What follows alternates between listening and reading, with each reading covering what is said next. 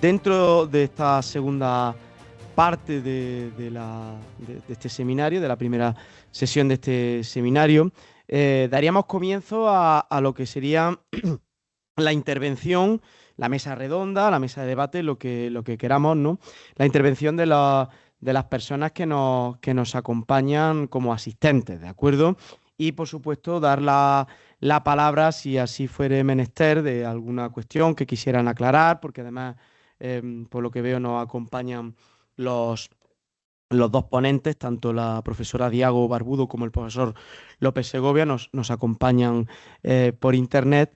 Pues por un lado, si hay alguna persona de las que, no, de las que está participando como asistente, si quisiera realizar alguna pregunta, dado que en principio los micrófonos están apagados, fundamentalmente para evitar el típico ruido ambiente. Sí que me gustaría que si alguien quisiera hacer alguna pregunta o alguna intervención, pues pudiera levantar la mano. Ahí está Javier, que está levantando la mano, para poder empezar a participar y realizar alguna pregunta o bien por el chat.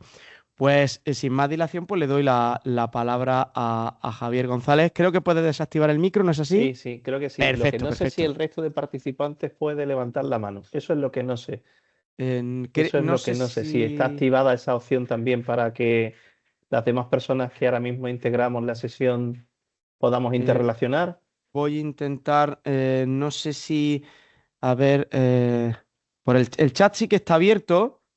Creo que voy a escribir, si alguno de los asistentes pudiera escribir algo en el chat o levantar la mano, porfa, aunque solo sea de prueba, porque sí que es cierto que por cuestiones técnicas sí que teníamos que... Francisco José la ha levantado y se ha visto perfecto. Entonces sí, creo que Javier, sí que se puede, Sí, sí que la gente puede levantar la mano y escribir perfecto. en el Entonces, chat. De todas formas, tu intervención ha sido más que adecuada porque, insisto, muchas veces a la hora de programar estas sesiones hay que limitar algunas de las capacidades de asistencia, pues si no es es un lío tremendo, ¿de acuerdo? Que sí, por sí. cierto, no sé, Javier, si cuando levanta la mano querías participar Sí, en alguna también, cuestión. ¿no? Yo Pues ya adelante, aprovecho. Vaya a ser que me corte. te cedo la palabra.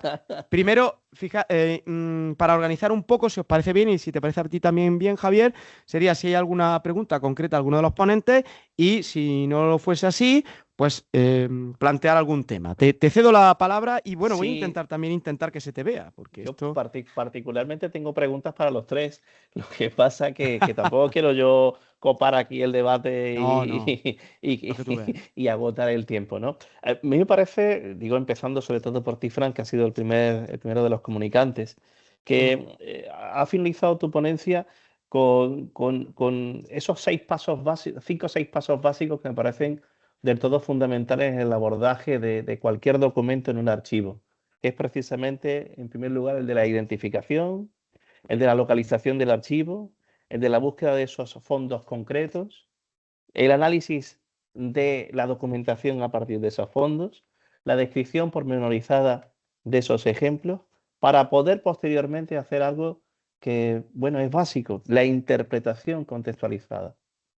Esa sistematización o esa normatización que tú has hablado de pasos básicos es fundamental para el abordaje de cualquier disciplina. Tú Ujú. evidentemente la enfocas al ámbito de la religiosidad popular, pero en definitiva esos pasos, eh, estamos precisamente en un seminario en donde ofrecemos herramientas. Nadie de los que estamos aquí somos expertos en nada, en absoluto. Ujú. Y creemos que este es un foro precisamente para el aprendizaje. Seguramente que hay personas que están ahora iniciándose en este terreno de la investigación, ¿no? Ujú. Y me parece que ese proceso normatizado que tú has explicado, esos pasos básicos, los tenemos que tener siempre en la cabeza, con pequeños matices quizás, pero siempre en la cabeza. Es verdad que a día de hoy la información a veces la obtenemos a fuerza de un clic, pero el terreno de la archivística es un terreno muy particular, muy complejo.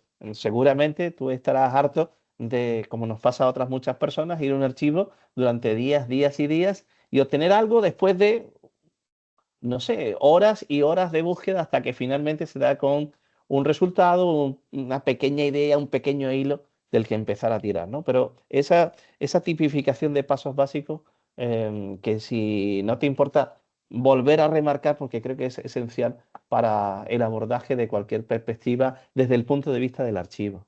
Bueno, básicamente la idea que siempre intento transmitir en algún en seminario, incluso en la asignatura del grado de historia de aquí de la Universidad de Valladolid, que son de archivística, pero bueno, también en máster, en conferencias y tal.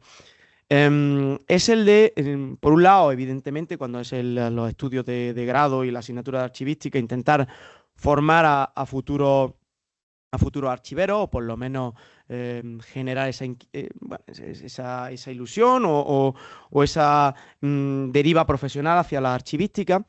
Pero, y recogiendo lo que me acabas de comentar, cuando la idea es hablar a historiadores o futuros usuarios de archivo, la clave que yo siempre suelo intentar utilizar y que espero que haya quedado medianamente clara también en mi ponencia, es cómo utilizar los rudimentos que la archivística profesional, ¿de acuerdo? Que los archiveros en muchos casos hacemos, cómo ponerla al servicio del usuario, ¿de acuerdo? Porque, vamos, yo entiendo, como debiera ser, que la archivística no debe ser un arcano que solo manejemos los archiveros y que no queramos compartir con nadie, ¿vale? Y con eso, pues, querer romper la leyenda negra archivística del cuerpo dificultativo de archivos, ¿de acuerdo? Es el cuerpo facultativo de archivos y el lema es sin vos non vobis, es decir, para vosotros, pero sin nosotros, ¿de acuerdo?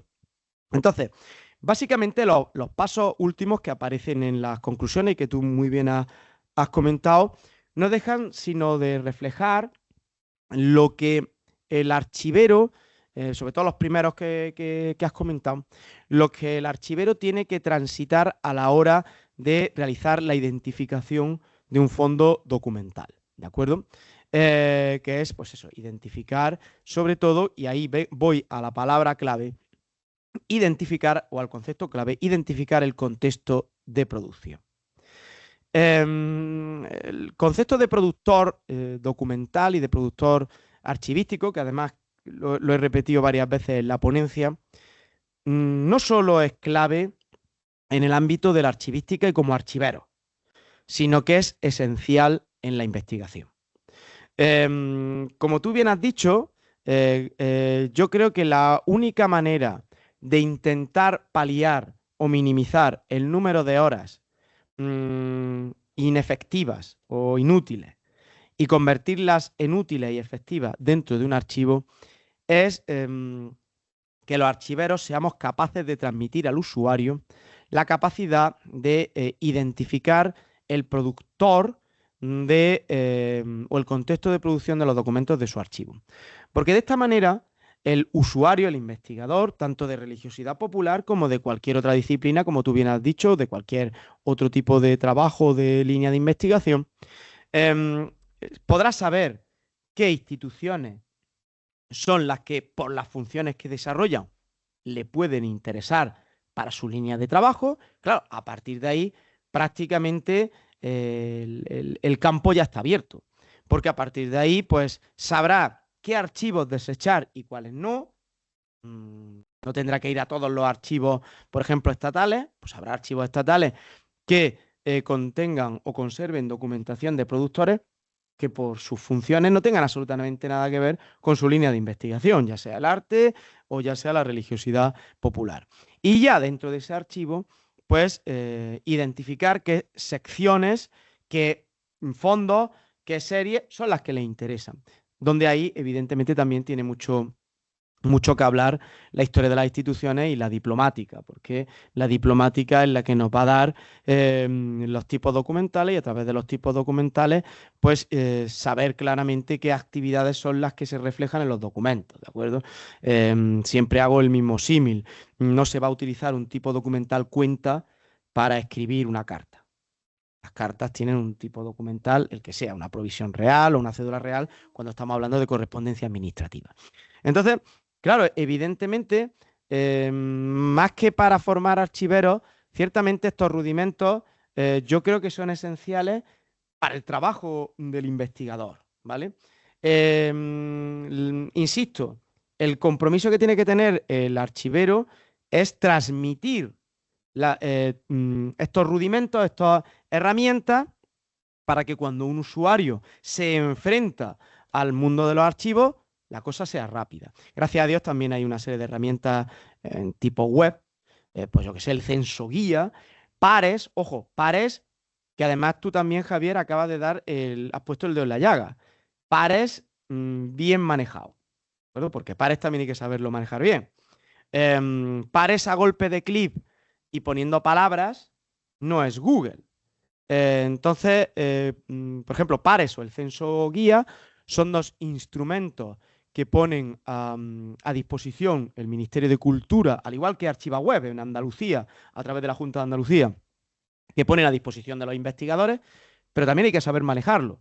Porque manejarlo metiendo palabras, búsqueda booleana, pues va a dar unos resultados muchísimo más pobres que si somos capaces de formarnos como usuarios o que los archiveros nos formen como usuarios y seamos capaces de manejar pares bajo la perspectiva que acabo de comentaros. ¿Quién es el productor? ¿Cuáles son las series? Tipos documentales, y a partir de ahí es que el resultado cambia como de la noche al día. De a lo mejor tener acceso a base de meter palabras a 5, 6, 7 documentos, a, en cambio, tener acceso a trabajar con una serie completa de 100, 200, 300 documentos, de los cuales a lo mejor, en lugar de 5, los que realmente te interesan son 20, 30 o 40.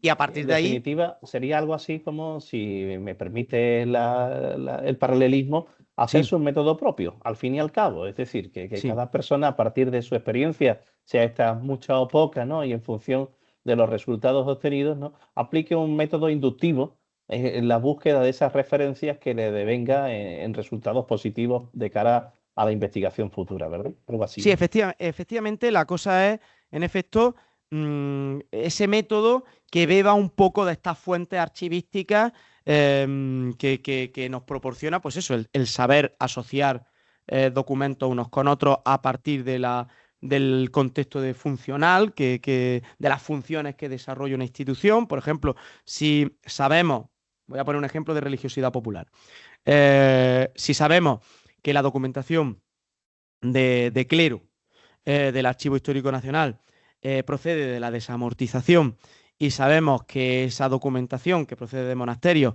puede tener, como así es, libros de memoria y capellanía, porque esa es una de las funciones que desempeña el productor monasterio X o convento Y, ¿de acuerdo? Sabremos que si vamos a las series de libros de capellanía, de memoria, de libros protocolos de los distintos conventos del ámbito geográfico que nos puede interesar, efectivamente el resultado informativo puede ser muy óptimo. O, por ejemplo, otro ejemplo, el del Consejo de Castilla. Si sabemos que el Consejo de Castilla tenía como función la vigilancia de la ortodoxia, el Consejo de Castilla en ese aspecto se encuentra en el Archivo Histórico Nacional, la idea es trabajar sobre aquellos expedientillos o aquellas series documentales o agrupaciones documentales del Fondo Consejo de Castilla, de la sección Consejo Suprimido del Archivo Histórico Nacional, que nos hablen de esto, ¿de acuerdo? Entonces, y ahí empezar a establecer relaciones, ¿no? Yo creo que esa es un poco la clave, que todo esto que te comento son herramientas, rudimentos que nos proporciona la archivística, que nos proporciona también las normas archivísticas que he comentado, ¿no? Que además, y no quiero enrollarme mucho más, lo que permiten también es poder hacer una redacción adecuada de la información archivística que hemos extraído de la consulta de los documentos. Ser capaces, siempre lo he dicho en muchas charlas y en clase, si un investigador es capaz de ir a un archivo y poder desarrollar el número más amplio de elementos y de áreas, tanto de la norma ISAG como de la norma ISAAR, como de la norma ISDIF, de estas tres normas, si es capaz de desarrollar el mayor número de elementos e implementar datos en el mayor número de elementos de estas tres normas, le va a salir una tesis doctoral redonda, porque le saca el jugo máximo a la información archivística.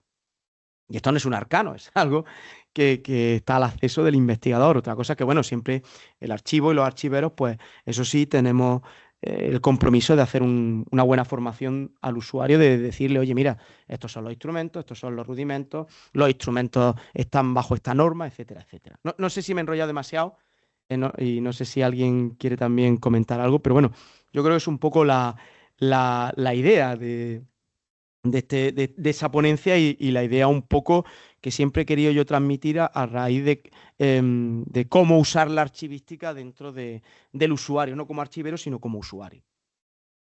Yo creo que a raíz de tu intervención, Fran, si te parece, si hay alguna otra persona que respecto a tu ponencia quiera lanzar alguna pregunta o expresarse en algún sentido, podríamos hacerlo y si no, pues Sí, pasamos a la ponencia de la profesora Diago y así completamos también, ¿no? Va a darle más sentido, si acaso, al debate, ¿no? En torno sí. a estos tres grandes bloques. No sé si hay alguien que quiera preguntar algo al respecto de lo que acabamos de comentar. Vale, de momento no. Bueno, no sé si la profesora Diago, si hay alguien que quiera hacer alguna pregunta a la profesora Diago Barbudo, que además veo que está con nosotros, o si ella, por ejemplo, quiere comentarnos algo. Voy a intentar además, si ella quiere poner la cámara. No sé si hay alguien que quiera hacer alguna pregunta al respecto de la intervención de la profesora Diago Barbudo. Yo la tengo también, por si acaso, ¿eh? Sí, sí, sí. Pues de momento te voy a ceder la palabra, Javier. Bueno, pues muchas gracias de nuevo. Yo con el tema que plantea Elisa, a mí me parece tremendamente sugestivo, ¿no? El abordaje codicológico de esta documentación histórica, porque estamos hablando de un estudio material y estructural del manuscrito como objeto. Es decir, esto va mucho más allá de lo que está escrito ahí, ¿no? Es decir, cómo podemos entender de qué manera se ha producido ese documento, de qué forma se organiza, de qué forma se usa y lo más interesante de todo, de qué manera se conserva. No estamos hablando de algo que esté ahí como, digámosle, musealizado, escondido, aunque sea inédito, por supuesto, sino que efectivamente estamos hablando de una memoria viva, ¿no? Ese abordaje en cuanto a soporte, formato, cuaderno, encuadernación, datación, localización y, por supuesto, no se nos puede olvidar, ¿no? La interpretación histórica del texto hace que efectivamente este punto de vista sea tremendamente interesante porque, bueno, desde las ciencias y técnicas historiográficas están ampliándose, en cierto modo, los márgenes de estudio de un documento mucho más allá de lo que sus páginas, lo que sus páginas contengan, ¿no? Y claro, a diferencia de otros enfoques, pues si la paleografía se centra en la escritura, ¿no? O la diplomática en la forma y validez desde el punto de vista administrativo, la codicológica, bueno, pues habla sobre la materialidad y la arquitectura. Y me ha parecido muy interesante cómo en el segundo de los documentos que ha estado exponiendo la profesora Diago, el referente a la Virgen de las Nieves de la Gavia de 1760, va mucho más allá de unas simples reglas. No hay solo ahí recogido una normativa de cómo funciona la corporación, sino que efectivamente es como una especie de compilación de otros documentos históricos de distinta genealogía, de distinta naturaleza, pero que forman parte al fin y al cabo de la vida de la propia asociación, ¿no? Están ahí las nóminas de hermanos desde finales del 18 hasta entrado el 19, ¿no? Las anotaciones de algunas de las visitas pastorales. En este sentido, hay también cierta, no intromisión, pero sí vigilancia desde el punto de vista eclesiástico a una asociación periférica de la diócesis de Granada. Están ahí recogidos pues todos esos asientos económicos de partidas, de entradas y salidas, los inventarios, que desde el punto de vista, y perdón que me lo lleve a mi terreno de la historia del arte, son tan tremendamente interesantes por cuanto van aportando también datos importantes respecto a elementos fundamentales de la propia asociación, que no solamente estamos hablando de la JUAR, en este caso de la Virgen de las Nieves, sino de cualquier otro objeto que forme parte del culto o bien diario o bien extraordinario. Estamos hablando de un candelebro, de una lámpara o del paso procesional, ¿eh? De tal forma y manera que efectivamente el documento se vuelve de una riqueza extraordinaria, ¿no? Y otra parte importante, el resumen de los cabildos. No están las actas de los cabildos, pero sí el acuerdo genérico, a partir del cual, por ejemplo, como bien ha comentado la profesora Diago, la Virgen de las Nieves alcanza el rango de patrona de la propia localidad, ¿no? Desde ese punto de vista pues, del abordaje codicológico, insisto, me ha parecido tremendamente rico que todo lo que habitualmente se suele hacer, que es simple y llanamente el análisis textual y contextual de lo recogido, pues vaya mucho más allá de esa simple escritura hacia un abordaje mucho más amplio y mucho más interesante. Te escucha, yo Sí, te doy la palabra.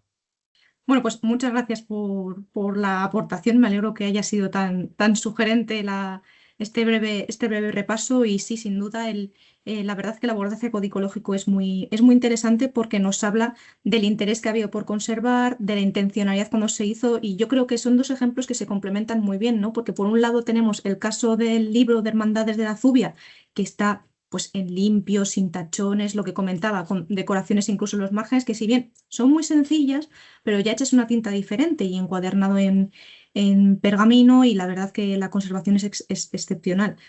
Más pena da el caso de la Gavia, ya que es que únicamente contamos con esa fotocopia y de hecho que es, o sea, es foto, o sea, simplemente con esa fotocopia que ni es digitalización ni es nada. Y claro, ello pues nos hace que no podamos ver, por ejemplo, el tipo de estructura que tiene el manuscrito, es decir, si está en un cuaterniones, si pudo estar encuadernado.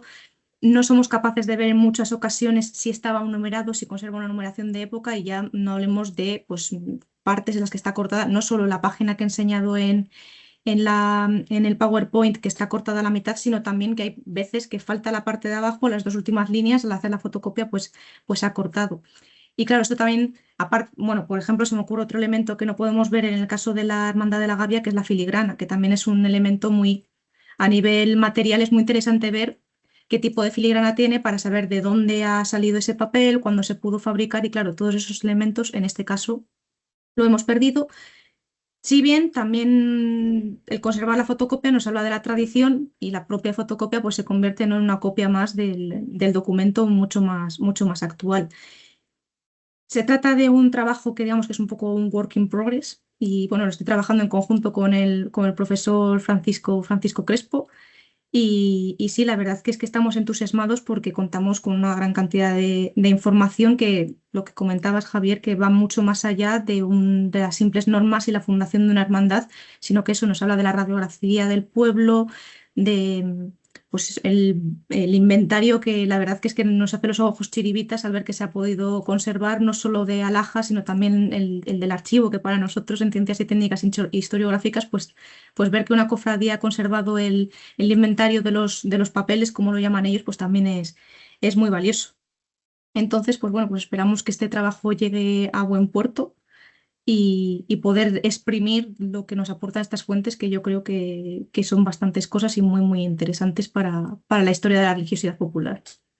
Sí, además, si me permites, Elisa, Mm. creo recordar que has dicho que estamos hablando de dos documentos que no se encuentran en un archivo normal y corriente, ¿no? Sino que son archivos parroquiales, que posiblemente esos archivos ni estén organizados desde el punto de vista profesional en absoluto, que formarán parte, bueno, pues de una serie de anaqueles felizmente conservados. Eso también creo que es algo importante, porque a veces cuando uno da con este tipo de situaciones o este tipo de documentos, en entornos devastados, y hablo sobre todo en el caso de la provincia de Málaga, donde esto es muchas veces encontrar una aguja en un pajar por cuestiones históricas de destrucción del patrimonio, y entre ellos el patrimonio documental, pues debe ser de una satisfacción enorme. Así que yo os animo desde luego a ambos a continuar con ese proceso, porque efectivamente tenéis ahí una herramienta interesante, como bien has dicho, para radiografiar en un momento determinado del tiempo, finales del 18, como en esa localidad se da culto, por una parte, a una de las grandes devociones de la Reforma Católica todavía vigente, que es el culto a la Eucaristía, y por otra, a otra de las grandes devociones insignes marianas, en este caso la Virgen de las Nieves, que evidentemente, bueno, pues han continuado a lo largo del tiempo, con seguramente vaivenes, fluctuaciones, momentos de esplendor con otros menos, pero que desde luego son dos documentos que deben de verse reflejados pronto en unos resultados mucho más llamativos y mucho más concluyentes por vuestra parte. Sí, sí, esperemos que eso, que pueda llegar a buen puerto y que todos lo podamos disfrutar al final, los resultados. Porque como dices, Además, es una suerte que se hayan conservado, que es un fruto de la casualidad muchas veces y es una suerte que hayan llegado hasta nosotros y que podamos trabajar. se me escucha. Yo creo que además este trabajo que realmente la profesora Diago Barbudo ha enriquecido muchísimo, porque como muy bien has dicho, ha comentado Javier, el estudio codicológico es una información bastante importante para esta serie de cuestiones. Yo creo que el ejemplo de estos dos libros, yo creo que muestran a las claras lo que es muchas veces el triunfo de la interdisciplinariedad. ¿De acuerdo? Es decir, el ser capaces dentro de una fuente documental, de un documento, poder analizar desde el punto de vista archivístico que también te da el ámbito administrativo, por supuesto, y nos están acompañando también como asistentes algunos profesores del área que saben de esto muchísimo, también junto con la profesora Diago el estudio codicológico, o sea, cómo se estructura el propio manuscrito, que también da una información importante, y luego pues la intervención de los historiadores, que todo ello aglutinado pues ha permitido, junto con lo que también habéis comentado ambos, que es que no es solo un libro de reglas. Esto ya, ya empieza a decir, uy, esto es importante y no es cualquier cosa, ¿no? Pues permite ver que, pues lo que he comentado antes, que esta fuente, dos libros del siglo XVIII, además en una época muy concreta, que es muy curioso también, y una zona muy concreta, pues espero que nos den satisfacciones, no solo en el estudio de los propios libros, sino en la aparición de otros nuevos de la misma zona. El problema es ese, que no los tenemos localizados en el archivo diocesano, sino que, bueno, está un poco en la idea de a ver si podemos localizar en los archivos parroquiales o en otros ámbitos ejemplares parecidos que redundarán bueno, en consolidar un poco o en consolidar o a lo mejor modificar o completar las conclusiones que saquemos del estudio. Efectivamente, Sí, sí, sí. además hay otro dato curioso. En el caso de las hermandades sacramentales, como el de la Zubia que ha abordado la profesora Diago, eh, ha llegado a decirnos que es una reforma de reglas, es decir, la corporación es anterior.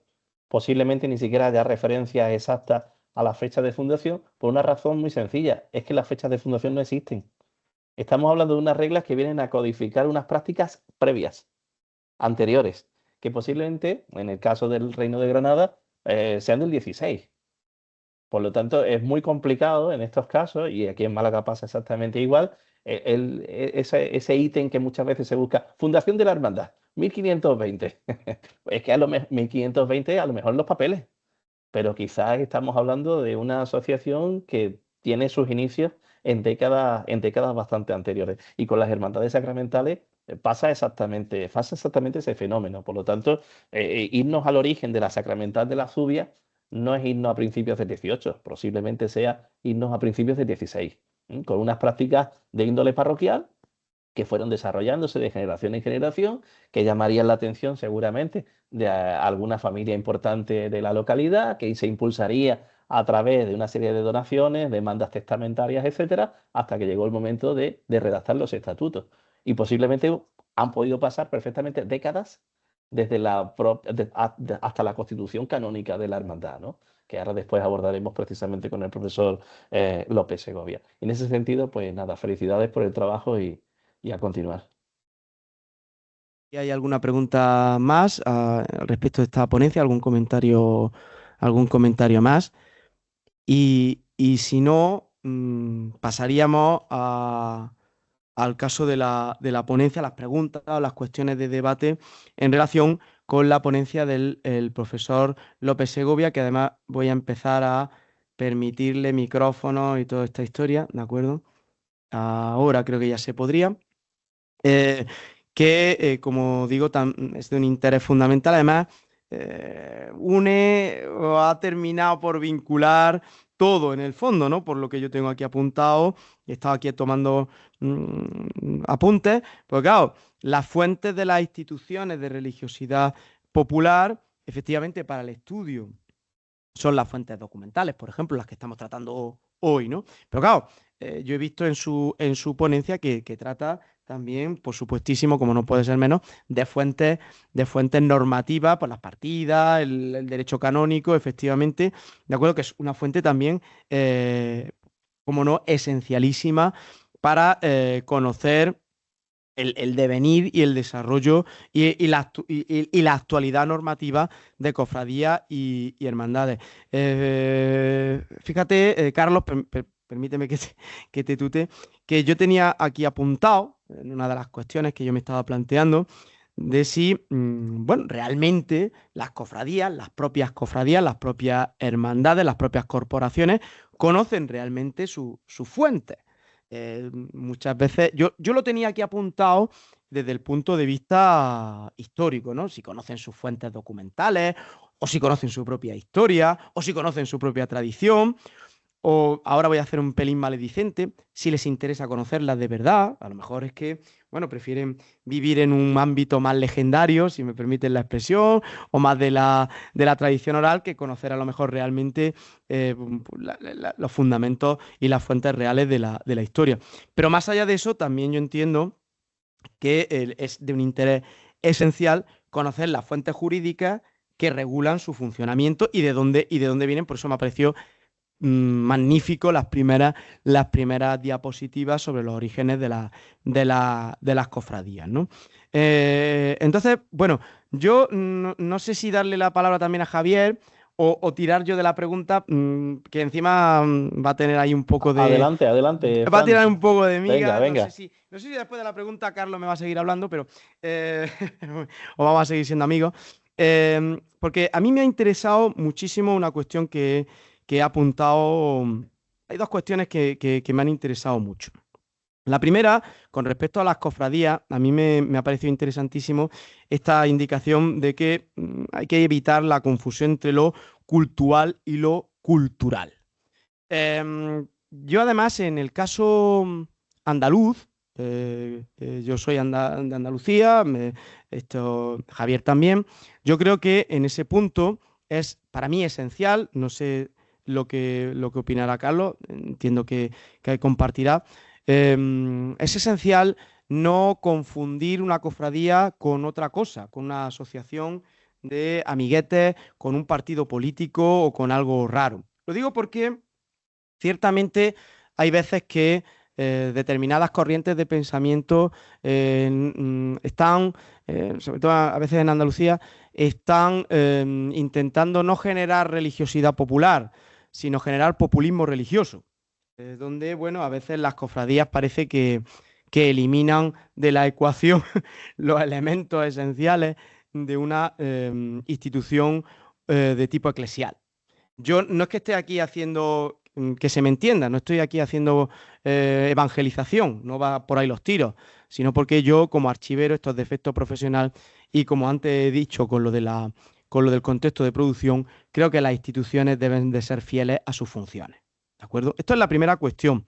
Y la segunda cuestión que a mí me ha encantado, que me parece fundamental, es cuando en la presentación hablaba de la necesidad de que una institución cofrade, por ejemplo, una institución de religiosidad popular, sea dotada de los medios necesarios para llevar adelante sus fines y que evidentemente, como realidad eclesial, pues el derecho canónico y las autoridades eclesiásticas pues deben de vigilar el respeto al cumplimiento del derecho, tanto canónico como secular. En este sentido, a mí me parece vital, esencial, y con eso uno con el tema de las fuentes y de la historia de cada cofradía que los cofrades debieran conocer, el hecho de que también las cofradías debieran conocer dónde están sus límites legales para hacer no sé qué cuestiones de tipo patrimonial, no sé qué cambios en las imágenes que utilizan de culto o que procesionan. No quiero remitirme a ejemplos bien conocidos, porque sería ya entrar en un debate ya demasiado escabroso, pero sí que es cierto que yo creo que es fundamental que muchas veces las cofradías sepan pues que a lo mejor pueden llegar a cometer un delito patrimonial, por ejemplo, si hacen determinados cambios en no sé qué imágenes de devoción, ¿no? Fíjate que no me he cortado un pelo, o sea, me he tirado aquí a degüello en un tema escabrosísimo. Pero yo creo que es que te tengo que aprovechar, hijo Carlos, es que eres el que nos puede comentar cosas. Te doy la palabra. Bien, yo creo que tenemos que analizar un poco todo lo que ocurre en torno al fenómeno de las hermandades y cofradías, en torno al fenómeno también. Son cosas distintas, ¿eh? El fenómeno de la religiosidad popular y el fenómeno de las hermandades y cofradías. Sí que es cierto que las hermandades y cofradías son el ejemplo más paradigmático en el que se concentra el ejercicio de la religiosidad popular colectivo, a un nivel colectivo. Pero también tiene una vertiente individual, tanto desde los miembros que conforman la hermandad y cofradía o la asociación, como también de personas de fuera que no son miembros de la entidad que custodia los titulares y el patrimonio, pero tienen cierta devoción. Pongo un ejemplo personal. Yo hasta los 7, 8 años formé parte de la Hermandad del Abuelo de Jaén. No formo parte actualmente de ella por derroteros de la vida, pero la devoción que puedo tener al Abuelo de Jaén pues forma parte de mi esencia vital religiosa, por poner un ejemplo, ¿no? Bien, dicho esto, en un mundo de cambio en el que nos quedamos en la superficie del conocimiento y dado que estamos en un fuero eminentemente científico, esto nos lleva a decir que en el entorno de cofrade a menudo nos encontramos gente muy variada. Nos encontramos gente de un nivel de doctorado, de un nivel de licenciado, gente sin estudios, gente profesionales, gente no profesionales. Nos encontramos que las hermandades son un poco como las cebollas, decía un antiguo vicario general mío, que son como las cebollas. Es decir, están los que vienen una vez al año, están los que vienen una vez al trimestre, una vez al mes, y luego están los de llave. ¿Qué son los de llave?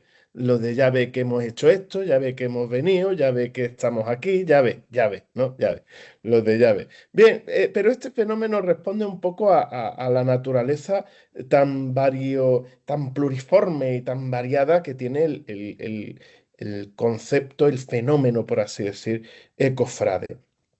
El riesgo está en confundir, como yo decía, esos dos aspectos, lo cultural con lo cultural. Evidentemente hay una relación inextricable, no se sabe dónde comienza uno, dónde termina el otro, muchas veces, ¿cierto? Porque lo cultural forma parte de mi identidad, al igual que lo cultural. Ahora bien, en lo cultural, lo religioso, tiene unos parámetros que no dependen de mí. Yo no defino lo que es una fe, una religión concreta, sino que yo me adhiero a esa religión concreta con unos parámetros que yo no puedo pretender cambiar.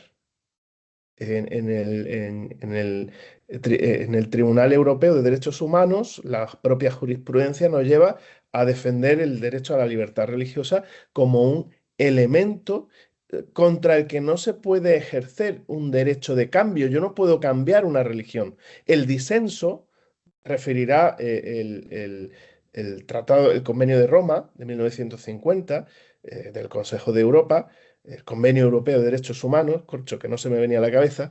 Lo que va a referir es que el disenso religioso se va a ejercer con la posibilidad de yo dejar de formar parte de una religión para fundar una nueva. Yo lo que no puedo pretender es hacer variar lo esencial de lo cultural. Y ojo, que cuando se entremezcla, este es un riesgo que va a poder llevar a la pérdida identitaria. Porque si por intentar hacer variar lo cultural, por meterlo, encorsetarlo en lo cultural, vamos a prescindir de la esencia religiosa que tiene el fenómeno cofrade, entonces convertimos este fenómeno en un elemento ajeno a su propia esencia. Se queda en lo externo, en el bordado, en la cera, en el ornato floral, en la música, en los titulares, en las vestimentas y se acabó. Pero esto nos lleva a la pérdida de elementos identitarios que son los religiosos y cultuales, que es donde debe darse esa relación de vida, esa debita relatio entre la autoridad y el fenómeno, por así decir, religioso del que estamos hablando. Aquí hay que añadir un aspecto más. Cuando hablamos del fenómeno cofrade, no estamos hablando de una asociación de recaudadores de alimentos para los más necesitados, que pudiera ser un fin privado al que nadie me puede prohibir. Estamos hablando de entidades que se dedican a un ejercicio de culto religioso y como tal, ese culto religioso solo se puede ejercer dentro de una religión concreta en base a las esencias, a los elementos esenciales que van a regirse en esa religión. O lo que es lo mismo, no vamos a poder ver en la Semana Santa de un ambiente cristiano-católico, pues no vamos a poder ver, estaría fuera de lugar, fuera de la propia identidad, qué sé yo, una deidad hindú. O una, no corresponde a esa esencia, al igual que no vamos a ver a una dolorosa en un desfile procesional de la India. Esto lo tenemos que tener muy claro porque si no caemos en el todo vale. Ese populismo religioso del que pudieras hablar, que se extiende a muchos niveles, ¿eh? Que no solo tiene por qué extenderse a nivel cultural, sino también se puede extender al nivel religioso. ¿Y por qué no vamos a poder hacer esto? Porque estamos hablando de un ámbito religioso de tal religión o de cual religión. Yo no puedo pretender cambiar a los budistas como no puedo pretender cambiar a los musulmanes, como no puedo pretender cambiar a los evangélicos. El respeto de cada religión pasa por la identidad de cada religión. Añadías, Francisco Javier, también si los cofrades son conscientes de su tradición. Yo creo que son conscientes de su tradición, sobre todo a nivel jurídico, cuando hay que impugnar un cabildo. Ahí se hacen unos esfuerzos titánicos por conocer cuáles son las normas que amparan, qué es lo que hay que hacer para impugnar, qué es lo que hay que hacer para... y como los plazos corren, empiezan los nervios por buscar un buen abogado que sepa de derecho canónico, de derecho secular y que pueda echar un cable con la impugnación. Ahora bien, Un Santa Bárbara. Sí. claro.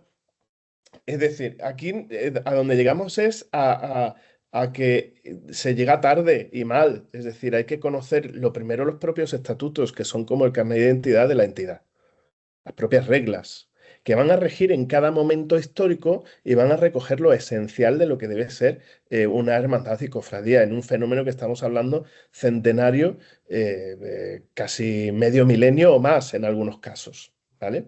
Entonces nos vamos a encontrar cómo van variando esas normas, pero la esencia que se recoge casi siempre suele ser la misma.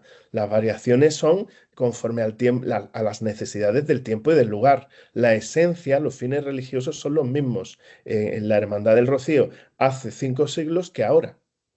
Otra cosa es el molde con el cual se van a adaptar esas esencias religiosas, esas finalidades a la actualidad. Antes refería yo en la ponencia que en el Código de 1917 todas las asociaciones de la Iglesia eran asociaciones canónicas públicas. Ojo, que lo público y lo privado no funciona lo mismo en el derecho canónico que en el secular. ¿Qué quiere decir público?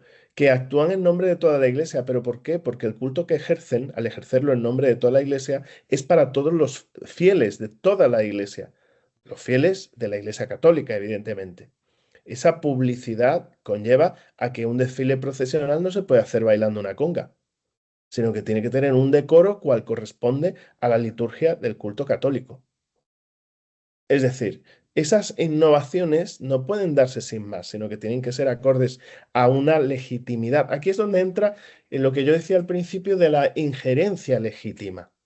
Es decir, cuando el superior detecte que hay una infracción de la ley, de la norma, de la disciplina, de los asuntos que sean, la autoridad eclesiástica competente está no solo autorizada, sino en el deber de intervenir y nombrar un comisario, nombrar un interventor, nombrar un administrador, precisamente para evitar los abusos que hayan surgido en concreto. Esa protección también se extiende hacia los abusos que puedan venir de fuera. Y evidentemente nos podemos encontrar otro tipo de situaciones. Recientemente hemos tenido una situación de una asociación, que no era una cofradía, era una asociación, que había llegado a un concurso de acreedores. Y cuando se le nombra a un comisario, pues coincide en el tiempo que se nombra un administrador concursal y se llegaba a un status quo, porque el juez no podía meterse en la organización religiosa de esa asociación que seguía su íter religioso, sino que el administrador concursal solo adquiría competencias para el campo de la administración de bienes y viceversa. El juez acababa de limitar las funciones administrativas del comisario al nombrar un administrador concursal que casi coinciden en el tiempo, es en una semana el lapsus temporal. Pero si hubiera estado el presidente de la asociación, el juez habría limitado, el juez el juez concursal, me refiero, el juez de lo mercantil, estaría limitando las funciones del presidente y de su junta de gobierno. O sea, esto puede ocurrir. ¿Por qué? Porque no vivimos en Marte. Todas las asociaciones religiosas, sean evangélicas, musulmanas, judías o católicas, viven en el seno de una sociedad. Y al vivir en el seno de una sociedad tienen que jugar con el tráfico jurídico y con las reglas del juego que rigen para todos. Hablabas tú del patrimonio. Pues claro que se pueden hacer barbaridades. De hecho, suceden esas barbaridades.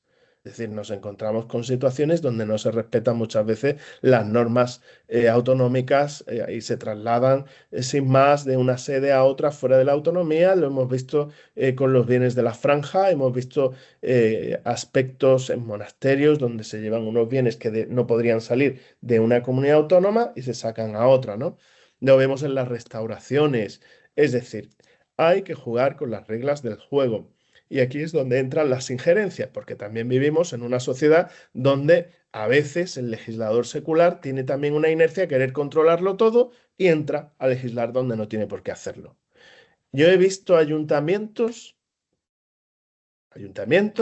sacar normativas para organizar una Semana Santa paralela, la semana previa o como sea, con asociaciones clandestinas que son, a mi juicio, son totalmente nulas, porque al inscribirlas en el registro correspondiente, debería decir, oiga, usted se puede registrar para fines concretos que no sean religiosos, dado que para eso hay un registro de entidades religiosas. Cierto. Entonces, ese descontrol que genera que quieran luego entrar en un buenismo populista de, venga, vamos a hacer una Semana Santa previa. Recuerdo un caso de este tipo en donde en una ciudad importante que conozco muy bien, pues los políticos del ayuntamiento decían, vamos a organizar una semana paralela con estas asociaciones. Y dijeron de la Unión de Hermandades de la ciudad, como se haga eso, no hay Semana Santa este año. Y yo les dije, ¿de verdad que no ibais a sacar ninguna procesión ese año? Sí, Carlos, tú que nos conoces, lo dijimos, no lo íbamos a hacer, pero ellos no lo sabían. Es decir, marcarse un farol en toda regla. Pero sí que es cierto que tienen mucha fuerza, porque gracias a esas posturas por defender la propia idiosincrasia, la propia identidad, vemos cómo se han parado normativas patrimoniales que afectaban a la propia autonomía, que ese es el otro extremo de las entidades religiosas cofrades. Y esto lo hemos visto en Andalucía. Hemos visto cómo ha llegado un momento en que muchas veces la propia Junta de Andalucía comunicaba ciertos borradores antes de que luego se les echaran para atrás, porque se extralimitaban. Sí, no, eso es, vamos, lo que tú estás comentando, voy a ponerlo de tal. Podemos dar paso también a cualquier otra persona interviniente por ir cerrando. Sí, es que he querido aprovecharme, lo siento. Es que he visto la en tiempo y forma nuestro compromiso de duración del seminario. Sí. Sí, efectivamente, no sé si hay alguien más que quiera intervenir o comentar la ponencia de Carlos. Yo es que me he tirado a la piscina, pues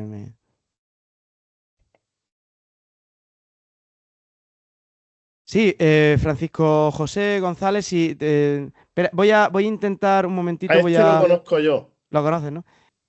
¡Qué alegría verte! Igualmente, Carlos, oye, esta es una lección magistral esta tarde aquí. No, hombre, no. Sí. No, yo solamente felicitaros por el seminario, por los intervinientes, por las cosas que habéis dicho, con las que estoy totalmente de acuerdo. Y bueno, me estaba riendo por dentro porque algunas de las cosas que estabas comentando, evidentemente, sabes que las hemos vivido recientemente. Bueno, es la vida. La vida. Sí. Entonces, a los tres ya por decir algo, a cada uno, ¿no? Pero a los tres, evidentemente, primero la recuperación de archivos y de datos. Y esto es una llamada general, porque es verdad que en Málaga, por ejemplo, digo por lo cercano y por lo que conozco, que se perdieron muchas cosas, pero también es verdad que hay gente que guardó cosas y habría que invitar a la gente, que aunque tenga cualquier papel, que lo entregue por los clavos de Jesucristo, porque eso ayuda mucho.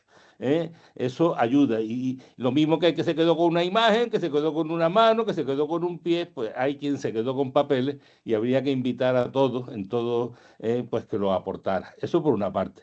Por otra, que la sacramental tenga un estatuto reciente. Pues a veces es que hay que recordar también que con la supresión de hermandades ordenada por Carlos III, solo las penitenciales podrían sobrevivir si se agregaban a la sacramental correspondiente. La sacramental se salvaba. Y eso ha pasado con muchas hermandades, ¿no? Entonces, como he visto en la foto que había un nazareno, ¿no?, con una imagen de la Virgen, es posible que esa sea la sacramental salvada por la propia sacramental. Bien. Y luego, hoy día, pues evidentemente, aunque la norma es verdad, bueno, no vamos a añadir nada a lo dicho, pero es verdad que el derecho es vivo, ¿no? El derecho se va adecuando a los tiempos y a las formas, ¿no? Recientemente, vamos, el año pasado justo, yo creo que en enero de 2025, la propia Santa Sede revalidó la norma sobre la utilización de la inteligencia artificial, ¿no? Y entonces, pues esto ayuda. Y lo mismo ocurre también con la canonización de normas civiles. Muchas veces, y estoy de acuerdo con Carlos, que quien se anticipa es la Iglesia. Por ejemplo, en protección de datos. Pues si tenemos el canon 220, ¿no, Carlos? En fin, Ya lo creo.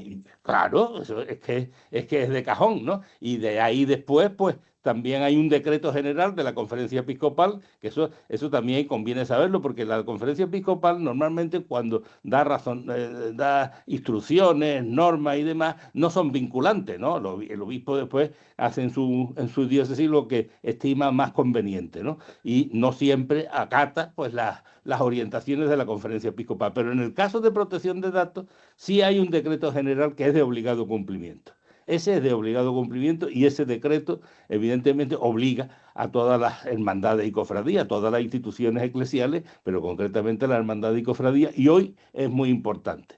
Y es muy importante, pues, en algo que se está usando o se está abusando muchísimo, como son las redes sociales, donde ahí, pues, se habla demasiado. Muchas veces se habla ahí de cosas que no se debieran tocar. En WhatsApp, por ejemplo, pues ahí hay una disciplina que debería de cuidarse con detalle. En fin, que no me quiero yo enrollar, pero quiero decir que todo esto tiene punta por todos lados, ¿no? Que aquí podemos sacar, pues desde luego, pues muchísimas consecuencias y que felicito a ti, Javier, por este interés tuyo en sacar este seminario adelante, en el que lleva tiempo, te ha costado un trabajo, pero en fin, ya lo tienes aquí, y que lo continúe felizmente. Y ya está. No sé si la semana que viene pueda estar porque me va a coger de viaje. Tengo que ir a Madrid, tengo que estar allí el 28 y como está ahora los trenes, me voy a ir el 27 tranquilamente con el coche. Puedes salir mañana andando si quieres. Sí, andando va a ir Rita la cantaba. En avión, Paco Pepe, en avión. Cógete el Avión avión. es un datazo, Carlos, porque Ya, Bueno, pero yo no me fío ahora mismo, os recuerdo que estamos Sí, en un sí. foro académico, que se llaman las cosas, bueno, pero Es estamos verdad, haciendo nos queda que los por micros se recordarlo. quedan abiertos. Bueno, A Fran, ver, Pues- mire, Sí, yo, te doy Carlos, sí, para que. Sí, para que para cerremos ya, comentes. sí.